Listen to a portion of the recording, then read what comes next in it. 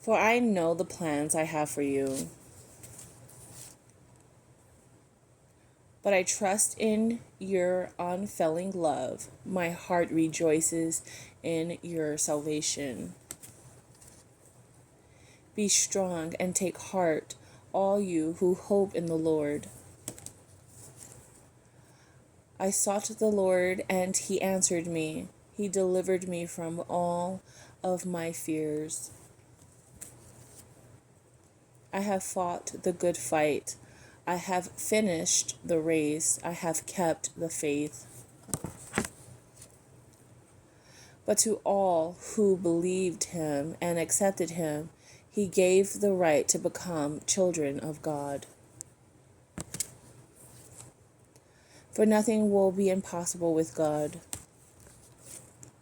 Faith is being sure of what we hoped for and certain of what we do not see. Above all else, guard your heart, for everything you do flows from it. Head games from the 4-8 principles. We do all sorts of silly things that fuel our negative emotions. As a result, we end up getting more of what we don't want. We distort things, we exaggerate things, we amplify our experiences in life, and then we pick the wrong things to dwell on.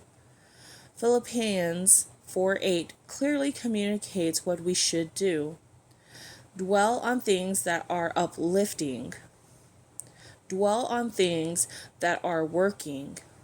Dwell on things that are worthy of praise. But frequently, we dwell on just the opposite of what Paul was referring to in this exceedingly practical passage from the New Testament. When you find yourself emotionally low, you can be pretty sure that you've been dwelling on what's not working. In this low state, your mind plays tricks on you. If you're trying to implement the 4-8 principle, it is very important to start noticing your emotions and how they spiral quickly upward or downward. This peaked awareness shifts you from being the passenger in your emotional life to being the driver. Only when you notice changes in your emotional life can you begin to rise above the passive choices that fuel negative emotions. Some negative thoughts stand out more than others. These really awful thoughts, or RATs for short, terrorize your potential for joy. And this will teach how to spot them so that you can have a counterattack plan ready. The purpose of discussing these RATs is to pique your awareness, which will weaken the grip of negativity. After identifying the most common RATs, I will show you how to disrupt, dispute, and then deflect them. Keep in mind that these RATs highlight crooked thinking patterns, not crooked people. See if you can relate to any of the patterns described below. Amplifiers magnify unpleasant situations with recurrent use of extreme words like always, never, no, one, and every time. Virtually nothing in life falls in that excessive category. Frequently, these amplifiers show up in marriage and parenting. Aside from being distortions, these statements cause everyone involved to plummet below the joy zone. Fillers. Accept negative feelings as true without questioning them. Sometimes your negative emotions reveal a deficiency in yourself or someone else, and sometimes they don't. Often, often what you feel is a simple distortion. Sometimes it is not objective and it reflects the quality of your thinking more than it does the quality of your life experience. Though feelings are important, they are no substitute for the truth. Guessers. Guessers pretend they know what other people are thinking and then they assume the worst ahead of time. This often triggers an emotional response from the other person, which in turn gets you defensive. This kicks off a cycle that is not very joyful. Exaggerators transform molehills into mountains with trigger words like horrible, worse, ruined, shocked, devastated, stunned, and outraged. I like to think of this as awfulizing or drama queen syndrome. Identifiers. Identifiers inject harmless events with personal meaning. They overestimate how the event is related to them. They take things too personally and interpret negative events as personal attacks. For example, if I get cut off in traffic and spill coffee in my lap, I might respond as if the other driver had been out to get me.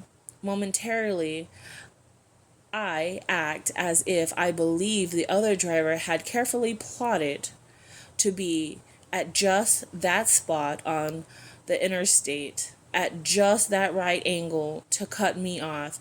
Once he identified my car, he thought, "Oh, that's Tommy, get him," and then drove right in front of me on purpose. We've all been irritated in a situation like that, haven't we? Forecasters. Forecasters predict the worst case scenario, often out loud, and usually before they even get started participating in an activity, solving a problem, or engaging in an important conversation. Cynics. Cynics have a knack for finding something wrong, even if it is the only thing wrong. Despite the good, they use their mental radar to see the bad because there's always going to be some degree of bad stuff. Cynics will forever be able to justify their viewpoint. Their reward is that they get to be more miserable. At the 1% Club's couples retreat, we put it like this: your spouse has 10 positive qualities and 10 not so positive qualities, and so do you. But your experience of your mate will depend on which qualities you focus on most of the time. Blamers. Blamers point the finger at someone else for their own problems, even though it's rare that problems are caused entirely by someone else. As the opposite of responsibility, blame is so popular because it temporarily liberates you.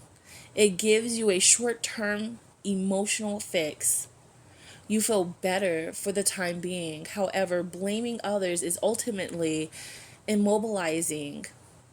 It holds you back and cuts the legs right out from under your full potential for joy. Blame is like an emotional, dirty bomb. Justifiers. Justifiers remind themselves of all the reasons why they are entitled to this negative emotion or that negative outburst, losing sight of their vision. Justifiers are advocates for their own negativity. It manifests in language like, "if you only knew what he did," or "I deserve to be upset." Not exactly the stuff that joy is made of, is it?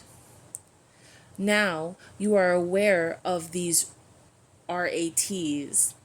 I'll show you how to exterminate them and put an end to the games they orchestrate in your mind.